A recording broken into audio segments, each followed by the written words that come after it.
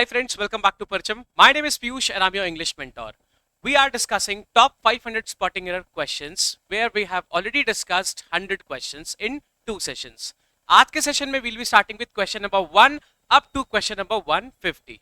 So in 50 questions में 45 questions हम साथ में करेंगे and 5 questions will be quiz questions जिसको आपको आंसर मेरे को comment section में करना है, right? शुरू करते हैं आज की क्लास को और सबसे पहले देखते हैं जो मैंने आपसे क्विज क्वेश्चंस पूछे थे उनके क्या क्या आंसर्स है. So let's start with answering the quiz question.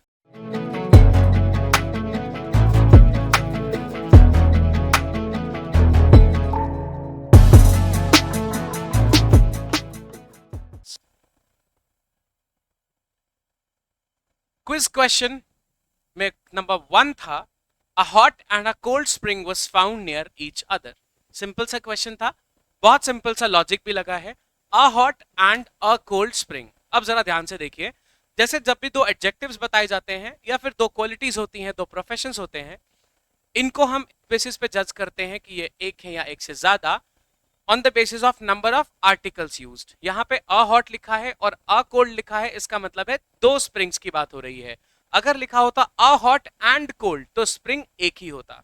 ठीक है, चलिए. So a hot and a cold spring कितने हैं? दो हैं. क्या यहाँ पे वॉज सही है? नहीं, इट शुड बी वर. तो यहाँ पे वॉज की गलती है, यानी कि कौन से पार्ट में एरर है? Part number 3 has the error. Next question पे आते हैं. Question number 2 says all doubts are cleared between you and I. ध्यान से समझिए, जब भी सेंटेंस को हम शुरू करते हैं हमेशा हम सब्जेक्टिव फॉर्म लगाते हैं. आई कौन सा फॉर्म है? सब्जेक्टिव. पहला लॉजिक हम यहाँ पे मी लगाएंगे, वो ये है कि सेंटेंस खत्म हो रहा है तो ऑब्जेक्टिव चाहिए, यानी कि आई का ऑब्जेक्टिव मी चाहिए होगा. दूसरा लॉजिक, बिटवीन एक प्रेपोजिशन है और प्रेपोजिशंस के बाद में हमेशा ऑब्जेक्टिव फॉर्म यूज होता है, इसलिए आई की जगह यहाँ पे मी करना पड़ेगा. And again the answer is option number 3. चलो नंबर 3 पे आते हैं. Either of the roads lead to the park.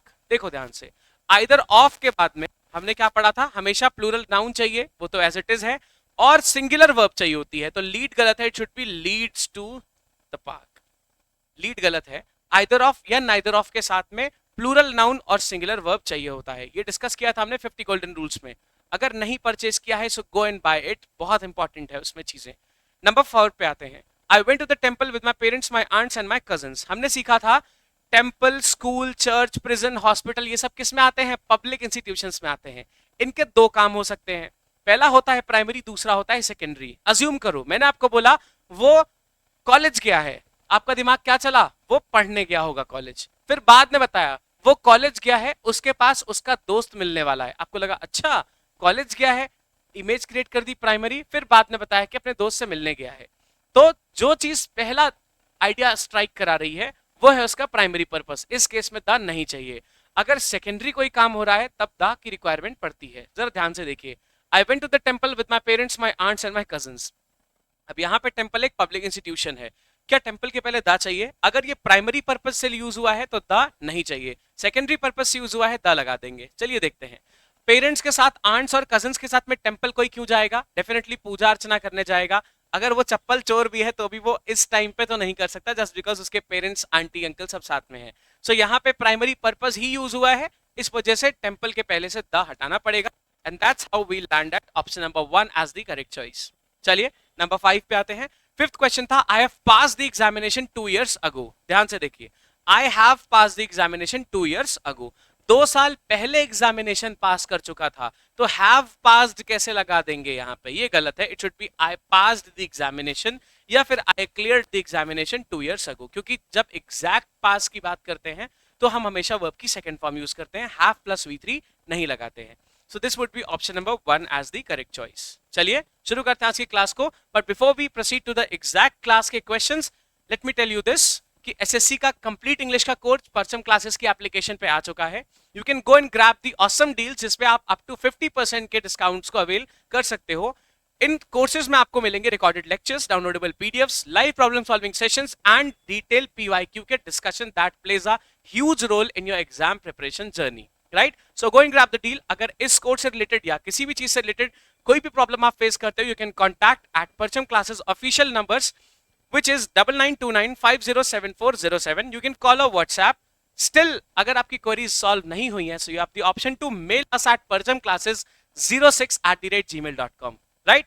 So let's start this series. आज के क्वेश्चंस को देखते हैं नंबर 101 से, right. So 101 says the earth moves round the sun, isn't it? ध्यान से समझो, यहाँ पे है the earth moves round the sun. अगर आपको लग रहा हो कि राउंड में गलती है, it should be around, तो बेटा राउंड और अराउंड दोनों होता है, पहली चीज तो ये है। दूसरी बात, हमने सीखा था कि जब भी क्वेश्चन टैग की बात करेंगे हमेशा गलती हम किधर स्पॉट करेंगे, क्वेश्चन टैग में स्पॉट करेंगे, ठीक है। तो उसके पहले हम कभी भी ध्यान नहीं देंगे, क्वेश्चन टैग का ये खास बात होता है। 99.99% ऑफ द केसेस में ये चीज ऐसे ही बनाई जाती है, अगर धरती से बाहर क्वेश्चन आए फिर मैं नहीं कह सकता। चलो, so the earth moves round the sun, अब यहाँ पे isn't it लिखा है। हमने क्या सीखा था, क्वेश्चन टैग में दो पार्ट्स होते हैं। पहला पार्ट होगा जो ये कॉमा है, दिस इज कॉमा, इस कॉमा के पहले वाला, और दूसरा पार्ट होता है कॉमा के बाद वाला। दोनों में से कोई एक पार्ट डेफिनेटली नेगेटिव होता ही होता है, और लास्ट में क्वेश्चन मार्क भी चाहिए होता है। जो भी प्रोनाउन होगा वो बेसिस पे लगेगा कि कॉमा के पहले किस चीज को हमने माना हुआ है, उसके बेसिस पे लगेगा, और साथ ही साथ एक तरफ नेगेटिव चाहिए ही होता है। तो इन सबको फॉलो करके बनाते हैं, यहाँ पे isn't it होना चाहिए या कुछ और होना चाहिए। चलिए देखते हैं। The earth moves around the sun, अब यहाँ पे बात किसकी हुई है, अर्थ की, यानी कि हम इसके लिए प्रोनाउन क्या लगा सकते हैं, इट लगाना है, बिल्कुल सही बात है। लास्ट में मेरे को क्वेश्चन मार्क चाहिए, बिल्कुल ठीक है। The earth moves around the sun, इधर नेगेटिव नहीं है, मतलब कॉमा के बाद नेगेटिव चाहिए ही होगा, तो इट पहले क्या चाहिए होगा बेटा, नॉट चाहिए होगा, ठीक। The earth moves, अब जब भी अगर मेरे पास हेल्पिंग वर्ब है तो मैं हेल्पिंग वर्ब दोनों साइड में सेम रखूंगा। अगर यहाँ पे हैज लगा होता तो मैंने इधर भी हैज लगा दिया होता। लेकिन मेन वर्ब के केस में हम क्या करते थे, अगर आपको याद हो मैंने आपको बताया था डू, डज और डिड में से कुछ एक चीज यूज करते हैं। यहाँ पे मूव्स लिखा है जो प्रेजेंट टेंस में है, इसीलिए हम डू डज में से कुछ यूज करेंगे। जस्ट बिकॉज अर्थ एक है सो मैं डू ना यूज करके डज यूज करूंगा, and this would B does not it. तो ये डज नॉट इट सही है या डजंट इट सही है, यहाँ पे isn't it लिखा है, यही गलती है, इसलिए part number 3 has the error. Fine, चलो आगे बढ़ते हैं, नंबर 102 पे आते हैं। Unless you do not give the keys of the safe you will be shot. ध्यान से समझो, अनलेस के साथ में, अनलेस के साथ में, अंटिल के साथ में, अंटिल के साथ में और अनलेस के साथ में बेटा कभी भी नॉट नहीं लगाते हैं। अनलेस या अंटिल जिस भी पार्ट में हो सेंटेंस के, इमीडिएटली उस पार्ट में हम कभी भी नॉट, नो, नेवर नहीं लगा सकते। So unless you do not गलत है, अनलेस यू गिव हो जाएगा। डू नॉट गलत है, यानी कि option number 1 has the error. चलो 103 में आते हैं। Of the billions of stars in the galaxy how much are suitable for life. ध्यान से देखो, 3 वर्ड्स होते हैं, एक होता है मच और फिर होता है more and then it is most. Much, more, most होता है। मोस्ट होता है सुपरलेटिव, मोर होता है कंपैरेटिव एंड मच होता है पॉजिटिव। लेकिन एक चीज जो खास ध्यान रखने वाली है वो ये है कि मच के जगह पे हम मैनी भी ले सकते हैं, ठीक है, मैनी भी ले सकते हैं। मच लेते हैं जब अनकाउंटेबल नाउन्स होते हैं और मैनी लेते हैं जब काउंटेबल नाउन्स होते हैं, ये बात ध्यान रखिएगा। यहाँ पे स्टार्स की बात हो रही है, स्टार्स को हम गिन सकते हैं, stars are countable but they are infinite, इतने सारे हैं कि हम उतनी काउंटिंग नहीं कर सकते हैं। ध्यान रखिएगा, stars are countable but still are infinite, तो हम काउंट कर सकते हैं। जैसे एग्जाम्पल के लिए देख लो, स्टार में जब से सबसे क्लोजेस्ट ऑप्शन है हमारे पास में सन, सन एक है, गिन सकते हैं, मतलब हम स्टार्स को काउंट कर सकते हैं, राइट। तो यानी कि मच यहाँ पे यूज गलत है क्योंकि अनकाउंटेबल्स के लिए ही यूज होता है, और यहाँ पे स्टार्स की बात हो रही जो काउंटेबल है, इसलिए मच हटा के यहाँ पे मैनी लगाना पड़ेगा। How many are suitable for life, so this would be part 2 where there is error. Number 104, The value of the dollar declines as the rate of inflation raises. अब देखो raises गलत है, it should be rises. Rises का मतलब क्या होता है, उठना। raise का मतलब literally उठना होता है, and rise का मतलब होता है धीरे धीरे बढ़ना। So inflation जब बढ़ेगा तो value of dollar क्या हो जाएगी, decline हो जाएगी। क्लियर है बात? चलो, so raise गलत है, rise होना चाहिए यहाँ पे। Inflation rises, RISES, याद रखिएगा इन दोनों वर्ड्स को। 105, one of my desires are to become a doctor। देखो one of के बाद में हमेशा प्लूरल नाउन चाहिए होता है और हमें चाहिए होता है सिंगुलर वर्ब, ये बहुत इंपॉर्टेंट सा स्टार्टिंग है, तो वन ऑफ तो एटलीस्ट आपको ध्यान रखना चाहिए। वन ऑफ के बाद में we need plural noun and singular verb, right. So plural noun तो है डिजायर्स, आर गलत है, यहाँ पे आर की जगह शुड बी इज होना चाहिए और ये सेंटेंस सही हो जाएगा। किसी को लग रहा है यहाँ पे वॉज लगा दे, चलेगा, बट स्टिल आर के कॉन्टेक्स्ट में ही लिखना होता है, इसलिए हम आर ना लगा के इसको प्रेफर करेंगे, या वॉज को ना लगा के इसको प्रेफर करेंगे। So 105 would go with option number 2, that is are की जगह पे इट शुड बी इज। चलो 106 पे आते हैं। Banks were developed to keep people's money safe and to make it available when they need it. देखो, banks were developed to keep people's money safe and to make it available when they need it. When they need it होना चाहिए या when they need it होना चाहिए। देखो यहाँ पे banks were developed, banks बनाए गए थे to keep people's money safe, ठीक है, and to make it available when they need it. And to make it available की जगह एंड मेक इट अवेलेबल लिखेंगे तो यहाँ पे ज्यादा सही रहेगा, जस्ट बिकॉज हम कुछ कंपेयर नहीं कर रहे हैं। एक बार यहाँ पे टू कीप लिखा हुआ है तो यहाँ पे वापस टू मेक इट अवेलेबल की जरूरत नहीं पड़ेगी, right. So to make it available की जगह मेक इट अवेलेबल हम लिखेंगे और ये सही माना जाएगा। फाइन, चलो 107 पे आते हैं। Based on the newspaper reports, we can conclude that many accidents caused by reckless driving. अब यहाँ पे क्या है, many accident caused, many accidents are caused by, ये कैसे हमें पता चलेगा? It should be many accidents are caused. कैसे पता चलेगा? by plus subject जब लिखा होता है या फिर by plus something लिखा होता है तो मोस्ट कॉमनली वो चीज क्या हो जाती है, वो चीज पैसिव में मानी जाती है जनरली। सो यहाँ पे many accidents caused गलत हो गया ना, many accidents are caused by reckless driving हो जाएगा। सो यहाँ पे पैसिव फॉर्म चाहिए और पैसिव फॉर्म में सिर्फ V2 नहीं होता है, it is am are plus V2 या V3, sorry is am are के साथ में V3 चाहिए होता है। तो अगर मैं यहाँ पे कॉज्ड लिख रहा हूं सिर्फ तो ये कॉज्ड क्या हो जाएगा, V2 हो जाएगा। लेकिन अगर मैंने R लिख दिया तो कॉज्ड क्या हो गया, वर्ब की थर्ड फॉर्म मानी जाएगी, राइट। चलो सो इधर क्या एरर कहां पे आ जाएगी, पार्ट नंबर 3 में there is an error. Number 108 पे आते हैं। He walked till the end of the street, ध्यान से समझो। ही वॉक टिल, टिल का मतलब टाइम से होता है बेटा, याद रखिएगा, टिल का मतलब टाइम से होता है। यहाँ पे कहना चाहता है कि रोड के एंड तक वो वॉक करके गया, तो टिल की जगह क्या लगाएंगे, टू लगाएंगे। टिल और टू में डिफरेंस क्या है, टू बताता है प्लेस को, जैसे ये मान लीजिए रोड है और वो यहां तक चल के गया तो टिल मैं यहां तक नहीं लगा सकता। लेकिन अगर टाइम है, मैं बोल रहा हूं कि 11 बजे तक वो वॉक किया है, then I require till. So till is used for time reference and to is required for measuring the distance या फिर टू मेंशन द प्लेस या spot. So to the end of the street would be the correct choice. चलो number 109 पे आते हैं।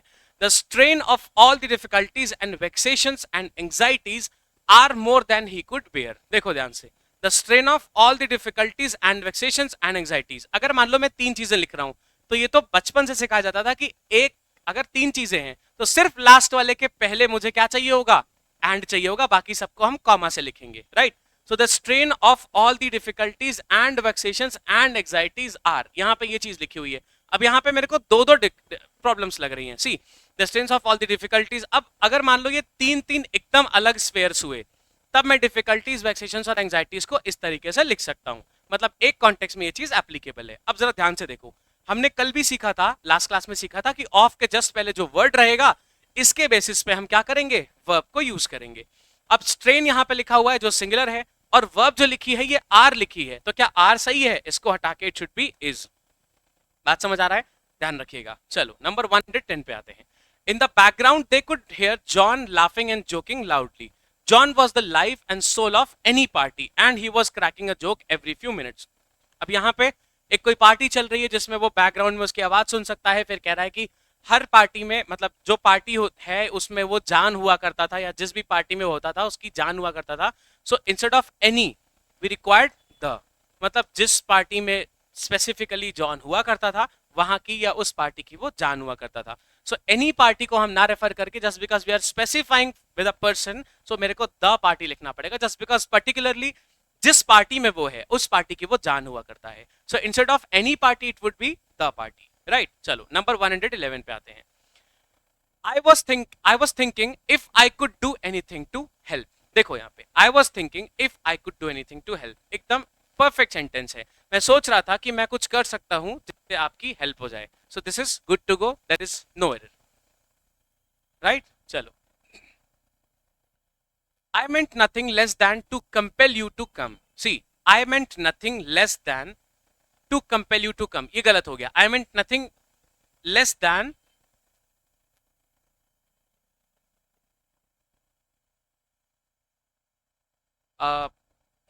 let me re-record it। Okay, so this is number 112।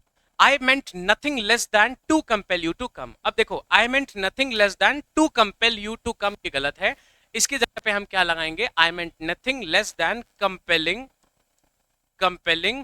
you to come। बेटा दोनों जगह पे हम एक साथ ही टू नहीं लगा सकते हैं, तो कौन सा वाला हटा सकते हैं, अगर ये वाला हटाएंगे तो सेंटेंस का सेंस गलत हो जाएगा। इस वजह से टू कंपेल यू की जगह हम लगाएंगे कंपेलिंग यू टू कम, तब ये सही होगा। इसलिए error is in part 3, right. So correct sentence would be I meant nothing less than compelling you to कम।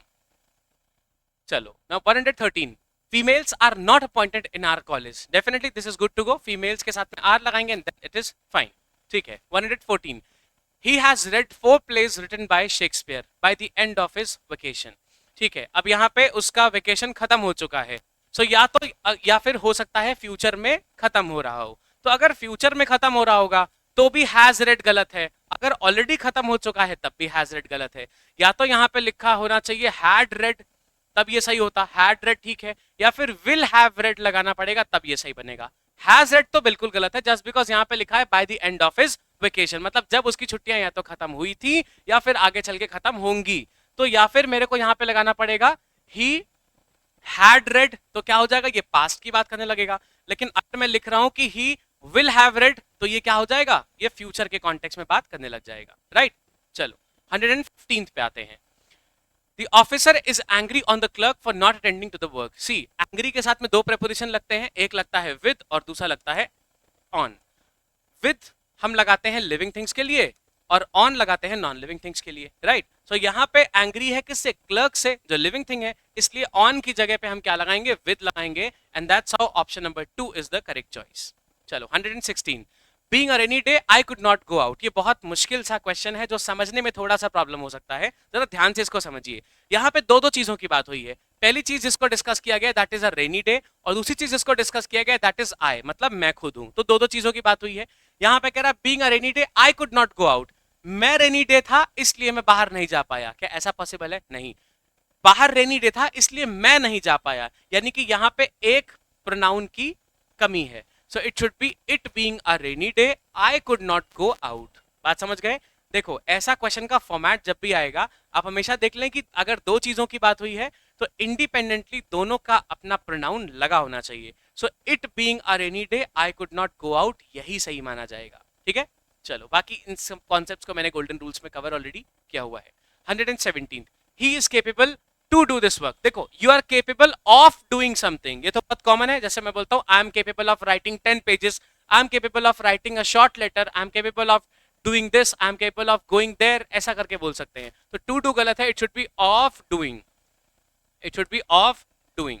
ठीक है, तो टू डू गलत है, it should B of doing, इस वजह से ऑप्शन नंबर 2 में एरर स्पॉटेड है।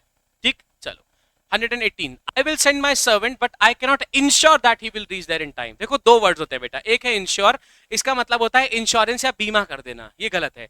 फिर दूसरा वर्ड होता है एंश्योर, ENSURE। एंश्योर का मतलब होता है पक्का कहना कि डेफिनेटली ऐसा हो जाएगा।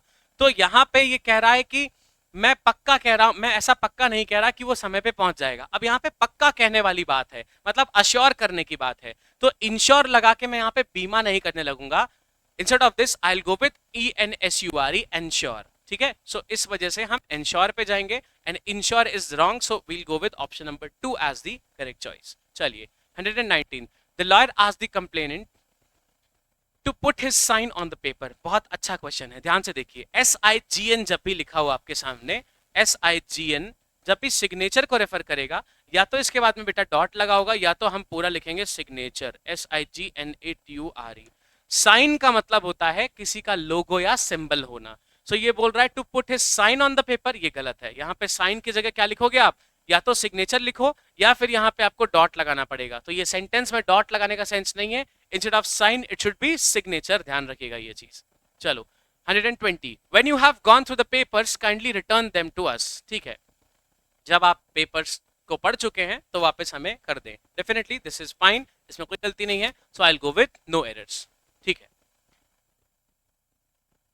121, you could be better off these days and this enables you to have little more fun। ठीक है, you could be better off these days and this enables you to have little more fun। and this enables का मतलब है ये चीज already आपके साथ हो रही है। could be better off का मतलब है हो सकता है आप हो जाते। तो दोनों चीजें एक साथ सिंक में नहीं है ना। this enables you to have little more fun और ये आपको अब अच्छा थोड़ा और ज्यादा फन करने के लिए अलाउ करता है। So ultimately something has already happened, so could be better of ये थोड़ा सा सेंस नहीं दे रहा है।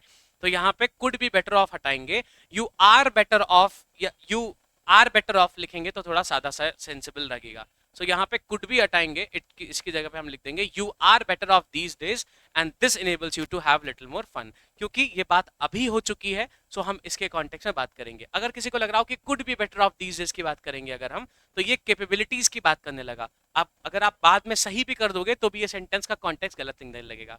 इस वजह से I will go with you are better off these days के साथ में मैं जाऊंगा। दूसरा इसका हिंट, दीज डेज लिखा है, इसका मतलब है अभी ये चीज हो रही है। तो जब मल्टीपल चीजें ऐसी हैं जो अभी प्रेजेंट को इंडिकेट कर रही हैं, तो हम एक ही चीज में एरर स्पॉट करना ज्यादा सही समझते हैं। That's how will go at option number 1 as the correct choice, right. चलो 122 पे आते हैं। In that wholesale shop they do not sell fewer than 10 bags of rice. अब एक चीज को बहुत ध्यान से समझिए, दो वर्ड्स होते हैं, एक होता है लेस और दूसरा होता है फ्यूअर। एक होता है लेस और एक होता है फ्यूअर। लेस मतलब भी कंपैरेटिव होता है और फ्यूअर का मतलब भी कंपैरेटिव होता है। लेस यूज करते हैं अनकाउंटेबल नाउन्स के साथ में और फ्यूअर यूज करते हैं काउंटेबल नाउन्स के साथ में। मान लो लोग हैं तो फ्यूअर करेंगे क्योंकि लोगों को हम गिन सकते हैं। अगर वाटर है तो लेस यूज करना पड़ेगा जस्ट बिकॉज उसको काउंट हम नहीं कर सकते, मेजर कर सकते हैं। अब जरा ध्यान से देखो यहाँ पे, इसकी जगह पे फ्यूअर की जगह पे मेरे को लेस लेना पड़ेगा या लेसर लेना पड़ेगा बेटा, है ना। It should be lesser than, देखो, या लेस देन भी चलेगा। अब यहाँ पे ऐसा क्यों कर रहे हैं, क्योंकि जब भी हम कभी किसी भी चीज से कम बताते हैं, अब देखो ये तो बेसिक चीज हो गई, लेकिन अगर मैं बोल रहा हूं कि इस चीज से कम है, मतलब रेट उसका कम हो गया है या ज्यादा हो गया है, इसके कॉन्टेक्स्ट में हम सिर्फ लेस वर्ड को ही यूज कर सकते हैं, राइट। तो यहाँ पे काउंटेबल अनकाउंटेबल के कॉन्टेक्स्ट में बात नहीं हो रही है, यहाँ पे ये कह रहा है कि इस इतने नंबर ऑफ बैग से कम ये नहीं प्रोवाइड करते हैं। तो यहाँ पे अल्टीमेटली काउंट होके नंबर को हम कंपेयर नहीं कर रहे हैं, इस वजह से लेस और फ्यूअर वाली हम यहाँ पे चीज को अप्लाई नहीं करेंगे। यहाँ पे सिर्फ कम या ज्यादा वाले कॉन्टेक्स्ट में बात हो रही है, जिसके लिए सिर्फ एक ही वर्ड है, दैट इज लेस। तो मुझे यहाँ पे less than 10 bags of rice लिखना पड़ेगा, लेसर नहीं, it should be less than 10 bags of rice. I hope this is clear now. चलो 123 पे आते हैं। The period between 1980 to 1990 was very significant in my life. ध्यान से देखो, बिटवीन के साथ में हमेशा जो चीज एड ऑन होगी दैट वुड बी एंड, और टू किसके साथ में रहता है बेटा, ये चीज ऑलरेडी हमने बताया हुआ है, फ्रॉम के साथ में चाहिए होता है टू, एंड बिटवीन के साथ में इट्स पेयर्ड विद एंड।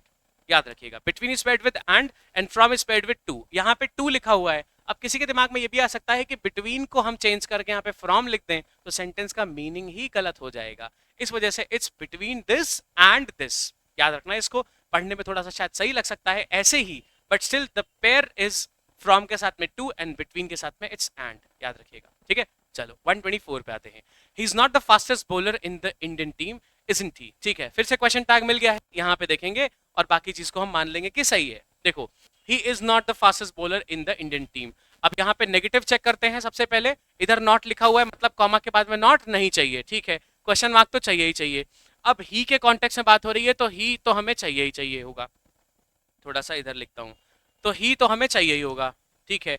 अब इस के कॉन्टेक्स्ट में बात हो रही है तो इस भी यहाँ पे लिखेंगे, क्योंकि हेल्पिंग वर्ब क्या है, इज है। अब ये पूरा बन गया, जस्ट बिकॉज नॉट नहीं चाहिए था तो इज ही हमें लगाना पड़ेगा। अब यहाँ पे इज नॉट ही लिखा है, हमें क्या चाहिए, इज ही चाहिए, मतलब गलती किधर है, पार्ट नंबर 3 में गलती मिल गई है, इज नॉट ही की जगह it should be is he. चलो 125। I went into the bank and withdrew some money. I went into the bank, bank के अंदर थोड़ी घुस के चले जाते हैं, I went to the bank होता है ना। I went to the bank and withdrew some money, fine, समझ आ रहा है, I went to the bank. ये बड़ा सिंपल सा क्वेश्चन था। चलो 126। आई found the 2 first chapters of the book particularly interesting. हमने क्या पढ़ा था, जब भी कभी ऑर्डिनल और कार्डिनल एक साथ आते हैं तो उसमें से हम ऑर्डर बताने वाले वर्ड को पहले रखते हैं और बाकी जो प्लेनली उस वर्ड को डिस्क्राइब कर रहा होता है वो बाद में आता है। मतलब ऑर्डर इनमें से बता रहा है फर्स्ट और 2 बता रहा है प्लेन उसका नंबर, तो 2 बाद में आ जाएगा, फर्स्ट पहले आ जाएगा। तो correct sentence would be I found the first 2 chapters. यहाँ पे 2 फर्स्ट गलत है, इट शुड बी फर्स्ट 2, इस वजह से ऑप्शन नंबर 2 में एरर हमें मिल गई है, ठीक है। चलो 127। Bacon the father of the English essay had a thirst of knowledge. देखो, अगर मैं ऑफ बोलूंगा तो ये लिटरल वाली प्यास हो जाएगी, लेकिन यहाँ पे कहना चाहता है कि उनको बहुत ज्यादा जिज्ञासा थी या फिर बहुत ज्यादा एक्सट्रीम उनको डिजायर थी। तो डिजायर कहने के लिए it's not a thirst of knowledge, it is a thirst for knowledge. याद रखिएगा इस चीज को, थर्स्ट फॉर समथिंग होता है जिसका मतलब होता है बहुत ज्यादा एंथुसियाज्म होना, बहुत ज्यादा डेडिकेशन होना toward something, so it's a thirst for knowledge होगा बेटा, ठीक है। चलिए 128। The train had left when he had reached the station. चलो, ये फिर से कल हमने समझा था, but still let's talk about this. ये है प्रेजेंट सिचुएशन, ये है past number 1 and this is past number 2। ये पास्ट नंबर 2 है। हमने ग्रामर के वर्ब सेक्शन में ये समझा था, बट स्टिल अभी फिर से समझ लीजिए, ये पास्ट 1 है, पास्ट 2 है। ये है प्रेजेंट। अभी से अगर मैं देखूं तो थोड़ा सा जल्दी, थोड़ा सा पहले जो हुआ है वो ये है, और बहुत पहले जो हुआ है वो ये है। ग्रामर के हिसाब से जो अभी से अगर हम देखें तो जो इमीडिएट पास्ट होगा उसके केस में हम वर्ब की सेकंड फॉर्म लगाते हैं, और जो सबसे पहले चीज हुई होगी उसके साथ में हम हमेशा हैड के साथ में वर्ब की थर्ड फॉर्म को यूज करते हैं, ठीक है। तो इस सेंटेंस में दो दो पास्ट के एक्शंस हो रहे हैं, तो जो अभी के कॉन्टेक्स्ट में देखने में सबसे क्लोजेस्ट होगा उसके साथ में V2 लगा देंगे, और जो सबसे पहले हुआ होगा that will take had plus V3। So let's take the train had left when he had reached the station. तो जब वो स्टेशन पहुंचा तो ट्रेन जा चुकी थी। सबसे पहले क्या हुआ, ट्रेन चली गई, वो बाद में पहुंचा। तो ट्रेन जो गई है वो सबसे पहले गई है, so this would be the train had left, ये तो बिल्कुल ठीक है। When he had reached the station, अब वो पहुंच रहा है उसके साथ भी हम हैड रीच नहीं लगा सकते हैं, इस वजह से हैड यहां से हटाना पड़ेगा, and that's how will get to option number 2 as the correct choice. सही सेंटेंस बनेगा the train had left when he reached the station. समझ आ गया कैसे करना है ये, चलो आगे बढ़ते हैं। Next number 129, he said that he will never repeat the mistakes, ठीक है। उसने बोला कि वो कभी मिस्टेक्स रिपीट नहीं करेगा, ठीक है। ही सेड हो गया यहाँ पे, सेड का मतलब क्या हो गया, पास्ट की कॉन्टेक्स्ट में बात हो रहा है। ही said that he will never, will लगाएंगे क्या यहाँ पे, इट शुड बी वुड, याद रखना। ही said that he would never repeat the mistakes, clear है। देखो ही सेड लिखा है that he would never repeat the mistakes, said का मतलब कहा की, मतलब कहा मतलब पास्ट हो गया, तो विल की जगह वी वुड प्रेफर वुड, याद रखना ये चीज को। चलो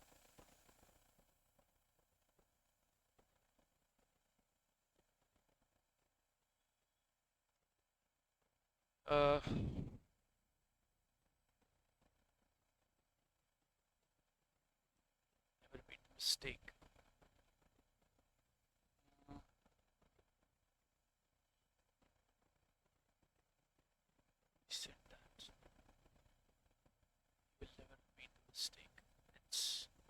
चेक कर लेता हूँ उसको, just a minute।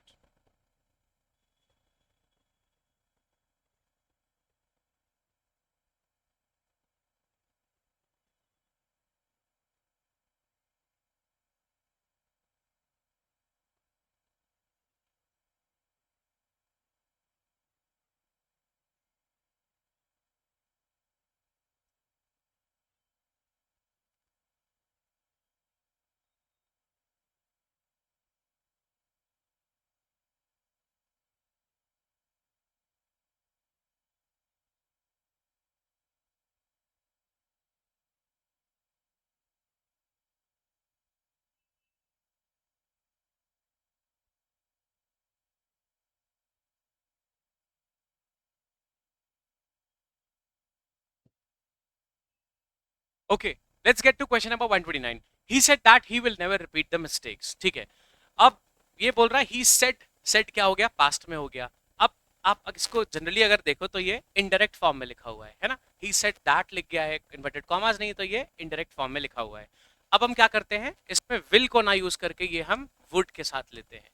अगर यहाँ पे ही सेज लिखा होता तो विल सही होता, ही सेड लिखा है तो विल की जगह पे हमें वुड लिखना पड़ेगा, वेरी सिंपल। चलो आगे बढ़ते हैं। Number 130, I am able to cope up with all these difficulties. अब यहाँ पे कोप अप विद गलत है बेटा, कोप विद हो जाएगा, कोप अप गलत है, ठीक है। तो कोप अप विद आपको जनरली एसएससी में बहुत बार मिलेगा, ध्यान रखिएगा, it's not cope up with, it's cope with, ठीक है।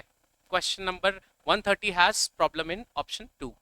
131 पे आते हैं। I wish I am the richest person in the whole wide world. जब भी विश आएगा उसके बाद में दो स्ट्रक्चर जनरली कॉमन होते हैं। पहला होता है विश के बाद में वर्ब की सेकंड फॉर्म, ठीक है, वर्ब की सेकंड फॉर्म यूज करते हैं। या फिर विश के बाद में हम क्या यूज करते हैं, would plus V1, would plus V1 use करते हैं। तो आई विश आई एम तो एकदम गलत हो गया, एम यहाँ पे गलत है, इसकी जगह पे आई वर लगाएंगे तो भी चलेगा, या फिर आई वुड के साथ में वी1 लगाते, लेकिन वुड वी1 यहाँ पे लग के फिट हो नहीं पा रहा, इसलिए it should be I wish I were the richest person हो जाएगा, ठीक है। चलो, या आई विश आई वॉज भी लिख सकते हैं, आई वर लगाएंगे तो भी ये इमेजिन कर रहा है, बट विश के साथ में it should be I was, ठीक है। 132 पे आते हैं। She is confident to win the gold medal this time, ठीक है। She is confident of winning होता है बेटा, you are confident of doing something, है ना। She is confident to win नहीं है, it should be she is confident of winning the gold medal this time, that's how this would be correct. So option number 2 में यहाँ पे गलती है। चलो 133 पे आते हैं।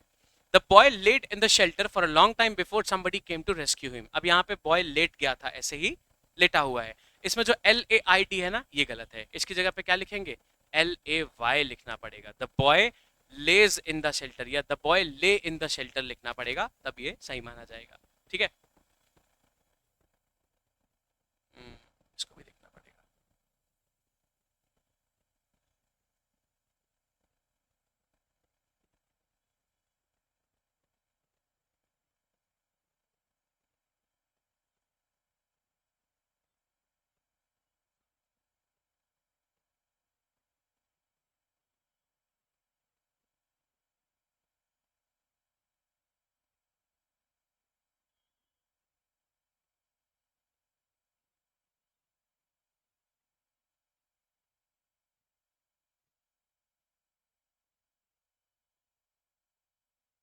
Okay, so this question says the boy laid in the shelter for a long time before somebody came to rescue him. अब देखो यहाँ पे लेट जाने वाले कॉन्टेक्स्ट पे बात होनी है, तो LAID यहाँ पे गलत हो जाएगा जस्ट बिकॉज झूठ बोलने वाले कॉन्टेक्स्ट में ये ज्यादा फिट होता है. यहाँ पे पास्ट वर्जन चाहिए जिसके लिए LAY वाली वर्ब फॉर्म की रिक्वायरमेंट होगी. तीन वर्ब्स होते हैं, एक झूठ बोलना होता है, एक लेटना होता है, तीसरा होता है सो जाना, एग्जैक्टली फ्लैट हो जाना. सो इसकी तीन वर्ब फॉर्म्स होती हैं. Can go and Google it क्योंकि काफी सारा चीज है. So I would be able to explain it अभी right now. This should be the boy lay in the shelter. This is the past form for लेट जाना, राइट. चलो 134 पे आते हैं. Standing at the top of the hill the houses below were hardly visible. Fine. Standing at the top of the hill कौन सी चीजें हैं? वो हाउसेस हैं. द हाउसेस एग्जैक्टली सही लिखा हुआ है. Below were hardly visible. Fine. So it's no error. Option number 4 यहाँ पे हो जाएगा. ठीक है. 135 पे आते हैं. Kamli is one of the players who has been selected for the test match. ठीक है.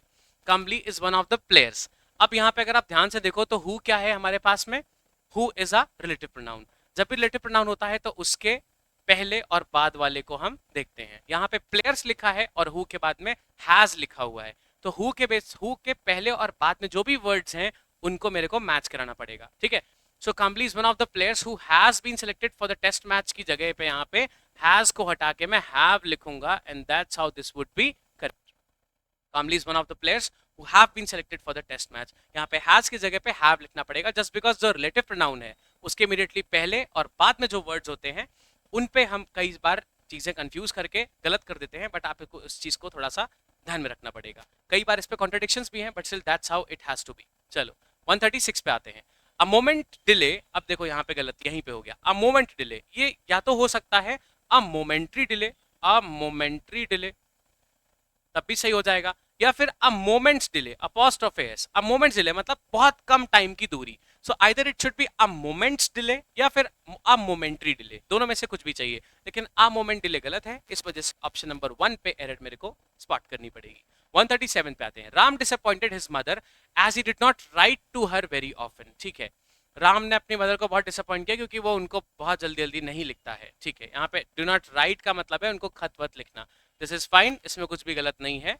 सो 137 would go with option number 4, that is no error. ठीक है. 138 पे आते हैं.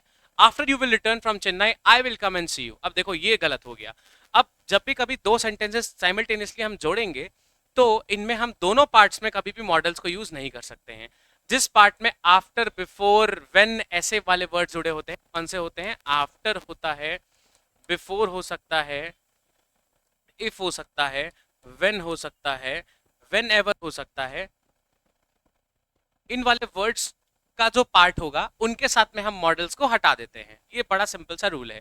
सो आफ्टर यू रिटर्न विल हटा देंगे. So after you return from Chennai I will come and see you. ये सिंपली इस तरीके से सही हो जाएगा. तो क्या करना है मेरे को? पार्ट नंबर 1 में से विल हटा देना है. That's how it is. चलो 139 पे आते हैं. Scenes from the film had to be censored before it was release. देखो सेंसर यहाँ पे गलत है. It should be censored. SENSORED. Censor board क्या होता है बेटा? जो बताता है कि कौन से पार्ट्स को फिल्म्स में से हटा देना है, काट देना है, वो सेंसर बोर्ड होता है. तो सेंसर्ड जो है उसका मतलब ये है. सेंसर्ड का मतलब होता है क्रिटिसाइज करना किसी भी चीज को, किसी चीज में नुक्स निकालना या फिर उसकी बुराई करना. तो सेंसर्ड यहाँ पे मीनिंग नहीं दे पाएगा. इट शुड बी सेंसर्ड जिसका मतलब होता है गलत पार्ट्स को फिल्म में से काट के अलग कर देना. तो सेंसर बोर्ड बना जाता है उसके लिए. सो सेंसर्ड यहाँ पे गलत है. इसकी जगह पे आई नीड सेंसर्ड. ठीक. चलो 140 पे आते हैं. When my sister was ill, I went to the hospital on alternative days. ठीक है. जब मेरी सिस्टर इल थी I went to the hospital on alternative days. Perfect. बिल्कुल सही है. तो इसमें हम क्या करेंगे? नो एरर पे जाना पड़ेगा. So it should B option 4.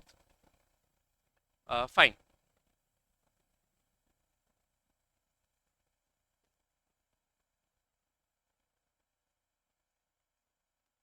When my sister was ill, I went to the hospital.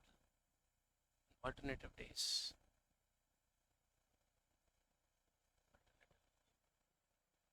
Alternate days होना चाहिए.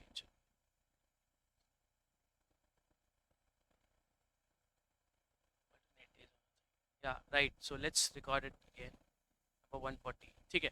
So question number 140 says when my sister was ill, I went to the hospital on alternative days. यहाँ पे देखो आपको spot कर रहे हो कुछ ऑल्टरनेटिव लिखा हुआ है. ऑल्टरनेटिव का मतलब होता है ऑप्शनल. यहाँ पे कहना चाहता है मैं ऑल्टरनेट डेज पे जाता था, मतलब एक दिन गया देन स्किप द अदर, फिर नेक्स्ट डे गया. सो ऑल्टरनेटिव गलत है, इसकी जगह पे क्या लिखना पड़ेगा, ऑल्टरनेट लिखना पड़ेगा, ठीक है, ऑल्टरनेट डेज लिखेंगे तब ये सही माना जाएगा। That's why option number 3 is the correct choice here. Number 141, the beautiful surrounding of the place enchanted me. देखो ध्यान से, सराउंडिंग और सराउंडिंग्स दो वर्ड्स होते हैं, सराउंडिंग और सराउंडिंग्स दो वर्ड्स होते हैं। एक तो यहाँ पे सराउंडिंग लिखा है and the second one is surroundings. Surroundings का मतलब होता है आसपास की जो जगह होती है उसको सराउंडिंग्स बोलते हैं। सराउंडिंग हमेशा किस तरीके से यूज होता है, जनरली किस तरीके से यूज होता है, सराउंडिंग यूज होता है या तो एडजेक्टिव की तरह या फिर यूज होता है वर्ब की तरह। अब यहाँ पे कह रहा है सुंदर सराउंडिंग, मतलब आसपास की जो ब्यूटीफुल जगह है। अब यहाँ पे जगह का कॉन्टेक्स्ट में बात होनी है तो मेरे को सराउंडिंग की जगह क्या यूज करना पड़ेगा, सराउंडिंग्स। तो जब भी हम प्लेस के बारे में बात करेंगे हमको जनरली कौन सा वर्ड चाहिए होगा बेटा, एस वाला चाहिए होगा। और यहाँ पे कह रहा है ये जो सुंदर आसपास की जगह है, सो सराउंडिंग गलत हो गया, सराउंडिंग की जगह पे शुड बी सराउंडिंग्स। इस वजह से option number 2 is the correct choice for question number 141। चलो 142 पे आते हैं। No porter being available he carried all his luggages himself. हमने कल वर्ड्स पढ़े थे ऐसे जिनका एस फॉर्म यूज होना पॉसिबल नहीं होता है। इसमें लगेजेस होता है, लगेज होता है, इसमें फर्नीचर हमने पढ़ा था, इसमें और कौन से वर्ड्स हो सकते हैं, इसमें मशीनरी हो सकता है, इसमें इक्विपमेंट हो सकता है। ऐसे बहुत सारे वर्ड्स हमने पढ़े थे जिनका एस वाला फॉर्म एग्जिस्ट नहीं करता है। अगर आपने लगा दिया तो ये गलत माना जाएगा, इस वजह से लगेजेस गलत है, it should B luggage himself हो जाएगा, ठीक है। So part 3 has the error. Number 143, he will not be able to cope up with the pressure of the work। अब cope up with फिर से आ गया, अब हट जाएगा और ये सही हो जाएगा। So option number 2 has the error in it। Number 144, lasers are indispensable tools for the delicate eyes surgery। अब एक चीज को ध्यान से देखो, जब भी हम कभी ऐसी बात करते हैं, मान लो मैंने लिखा शूज, मैंने लिखा शूज, अब ये शूज क्या है, ये नाउन है। मैंने लिखा रैक, रैक क्या है, नाउन है, रैक क्या है, नाउन है। लेकिन अगर मैं इन दोनों को साथ में रख दूं तो यहाँ पे हो जाएगा ये शूज और रैक हो जाएगा, है ना, ये ध्यान से समझो, शूज और रैक हो जाएगा। अब यहाँ पे शूज रैक क्या हो गया, एक ऑब्जेक्ट हो गया जिसमें रैक नाउन हो गया और शूज क्या करने लगा, कौन सा रैक है ये बताने लगा, इसलिए शूज क्या हो जाएगा, एडजेक्टिव हो जाएगा। इस वजह से जब भी हम किसी चीज की बात करते हैं उसके साथ में जो भी वर्ड लगा होता है वो उसके बारे में अगर बता रहा है तो डेफिनेटली हम उसके साथ में एस कभी भी नहीं लगा सकते। तो जब हम शूज बोलेंगे तब तो ठीक है, रैक बोलेंगे तब तो ठीक है, बट अगर हमने शूज रैक बोला है तो शूज क्या काम करने लगा, एडजेक्टिव का, इस वजह से हम शूज रैक ना बोल के शू रैक बोलते हैं। समझ गए आप? तो यहाँ पे भी वही सेम चीज यूज हो रही है, आई सर्जरी। आईज अलग है, सर्जरी अलग है, लेकिन जब साथ में लिख दिया तो इट इज आई सर्जरी, तो आई में से ऐसे हटाएंगे जस्ट बिकॉज आई किसका काम कर रहा है, एडजेक्टिव का काम कर रहा है। कौन सी सर्जरी है, जो आई वाली हुई थी, so I would be acting as adjective, इस वजह से यहाँ पे एस नहीं चाहिए। Got it? चलो, so error is in part 3। Number 145, I take great pleasure to welcome you to this institution. अब यहाँ पे I take great pleasure in welcoming you होता है, but now it is accepted कि to welcome you to this institution, ये भी अब acceptable है। सो यहाँ पे हम एरर स्पॉट नहीं करेंगे, इसका बेटर वर्जन हो सकता है, मतलब that should be preferred is I take great pleasure in welcoming you. तो टू वेलकम यू है, इट्स ओके, बट यहाँ पे एरर स्पॉट नहीं कर रहे हैं, बट दूसरा वर्जन भी इसका अवेलेबल है, I take great pleasure in welcoming you, ठीक है। So this is no error as of now. चलो 145 इज अप, अब आते हैं क्विज क्वेश्चन की तरफ। सो this is quiz time now. Number 1, the whole country was suffering by a financial crisis। Question number 1 है। Question number 2 है, I do not know where could he have gone so early in the morning। चलो, question number 3 है, I suggest that he goes to the doctor as soon as he returns from the examination। Number 4 है, the introduction of tea and coffee and such other beverages have not been without some effect। ठीक है। Number 5 यानी कि आज का last question number 5 है, in spite of the roadblock, the guards allowed us enter the restricted area to search for our friends।